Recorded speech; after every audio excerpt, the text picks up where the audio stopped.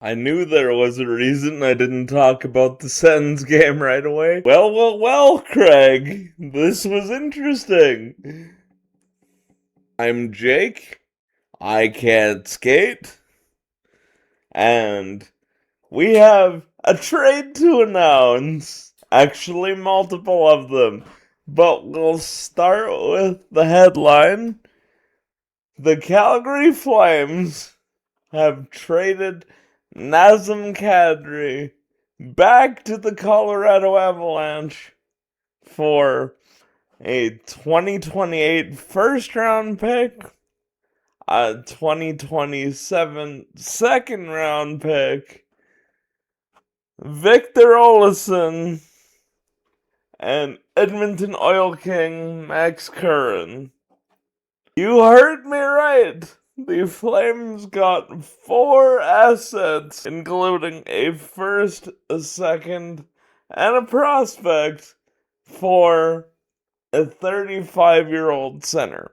And it's good for both sides. It is very clear at this point that the Avs are loading up for a cup run. When Nazem Kadri is your third line center, you are getting ready to go on a run. So this was a push all your chips in year for the Avalanche. And they have done so. They acquired Nick Waugh from the Leafs, which everybody thought took them out of the Kadri conversation, including myself. I was honestly getting ready for most of the day, or at least the afternoon, because the day was pretty boring. For most of the afternoon, for Naz to be a Montreal Canadian. And then Elliot Friedman drops a bomb at 2 o'clock, an hour after the deadline passes, that this Kadri trade is in the queue. And we learned from Craig that it was actually in the queue for about 2.5 hours. This Kadri trade was submitted to the NHL offices at 11:30 Mountain Time. It really does seem like the NHL trade office is run by the sloth from Zootopia. And 2, huge props to Conroy and to the Avs office for not leaking this at all. Everybody was very focused on what was going on with Montreal. Nobody had the Avs in on this conversation in terms of the insiders. Anywho, Kadri gets to take another run. He's been a great soldier here. From a Flames perspective, you now have multiple first round picks in the next 3 drafts. You now have 6 picks in the first 2 rounds this year and 4 picks in the first 2 rounds next year, because the condition on that second next year is just whichever one is better between Minnesota and Colorado. The 2028 first is contingent on the Leafs getting their top 10 protected 27 pick. I don't see that being a problem. I don't see this Avalanche team crashing out in 2027. So I am 100% confident that this pick is in fact a 2028 first and doesn't slide to 29 if the Leafs trade protection kicks in. Victor Olofsson is a winger. He's got 11 goals this year. He's gonna be working on the power play probably a bit. Our power play needs a fresh look. It's been abysmal. Most importantly for the Flames, other than maybe adding a little bit of scoring on the power play, he's significantly younger than Nazem Kadri, being 30 instead of 35, and he's on a 1-year deal making 1.5. There's absolutely no risk here. This is a chance to up this player's value. Either he can stick around and be a veteran for a couple of years while the kids are getting ready, or you can flip him next year, same as you can with another guy we're going to talk about in Ryan Strome. But there is no downside to acquiring Victor Olofsson for the Flames. He had some temporary offense for this year to replace a little bit of what you lose from Kadri, so that the team is not completely like watching paint dry for the last 20 games. He is younger, he is cheaper, and he's on a 1-year deal. And then we get to Max Curran. He's having a great year for the Edmonton Oil Kings, or at least he was, until he ran into a bit of an unfortunate shoulder injury. He was great for Czechia this year at the World Juniors. And he's going to be going to, guess where, the NCAA next year. He's going to be playing for UMass, University of Massachusetts. So, yes, it's another college prospect in the Flames system. Raise your hand if you're shocked. If you raised your hand, you're an idiot.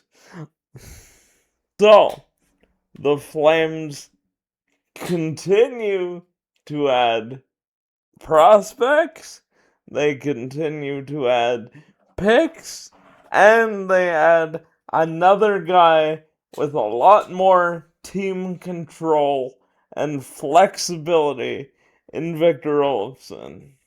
The word of the day for Craig Conroy, the last two transactions, is options.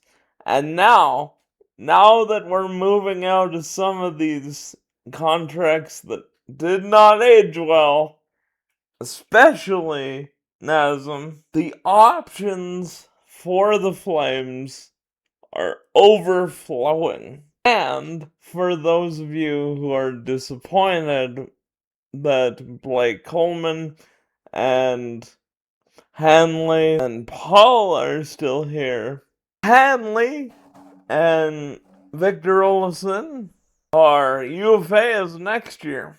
So the Flames could be just as much of a player in next year's trade deadline as they were arguably the stars of this deadline period with the Uyghur and Kadri trades.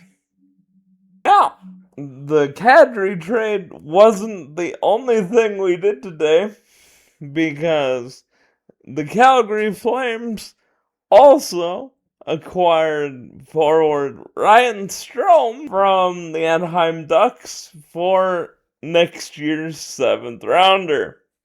Strome is 31. He wasn't getting into the lineup with the Ducks. I loved watching this guy in junior. He's actually going to get a chance to play. We needed an NHL center to spell off some of the kids, especially because Rory Cairns is hurt right now. So Strome is going to click into the Flames lineup as early as tomorrow. And he's going to be a depth center option. Again, much like Victor Olofsson, he's a UFA next year, so raise his value, and you could flip him next year, or he could turn into somebody like Zach Whitecloud, who the Flames now want to keep around as veteran presence to mentor the kids.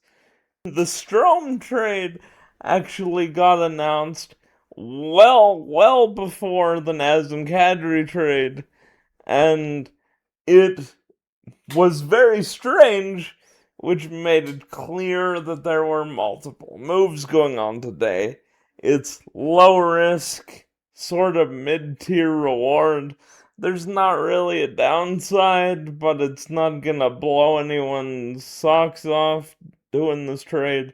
And if the Kadri trade hadn't happened, it'd make no sense to buy this player. But with the seismic nature of the Kadri move, acquiring Ryan Strome makes a lot more sense. And finally, in a interesting minor league but potentially NHL move later, the Flames traded Jacob Bataglia, a former second-round pick, to the New York Rangers for 2021 16th overall pick, Brennan Othmann. Othmann was really good for those bubble World Junior teams in the early 2020s. He went to the Rangers in the first round after that, and hasn't really found a home with the Rangers. He hasn't been super in the American League either, but the Flames haven't been super impressed with Jacob Bataglia's development, especially this past season. He dropped from a 90-point player to a 45-point player. So this move screams change of scenery, and the Flames acquire yet another former first-round pick. All in all, a very interesting day for the Calgary Flames. It was about as interesting as I figured it would be.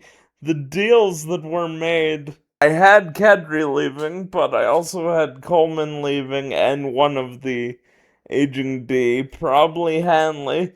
But instead, we got the Kadri deal, which is very clearly the highlight. We got a swap of struggling journeyman prospects, and we acquired Ryan Strome to fill a bit of the Kadri hole at center because Rory Cairns is hurt, and to take back some salary because we gotta stay above the floor.